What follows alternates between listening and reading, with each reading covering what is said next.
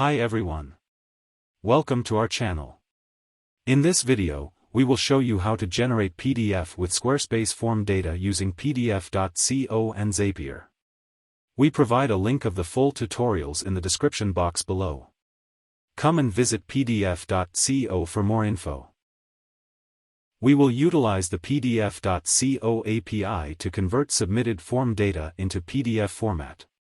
Without any further ado, let's get started. First, log into your Zapier account and click on the Create Zap button. Next, search and select the Squarespace app. And choose the new form submission to trigger when a form submission is submitted. In the Form field, choose the specific form to get the data. Now, click the Test Trigger button to confirm that we set it up correctly. Our test was successful and found data from the submitted form. Now, let's add another app to generate PDF from the submitted form.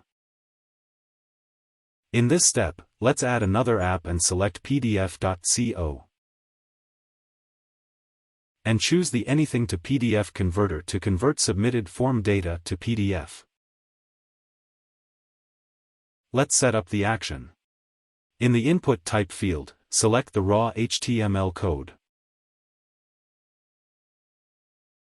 In the Input field, type in your HTML code together with the data from your Squarespace form.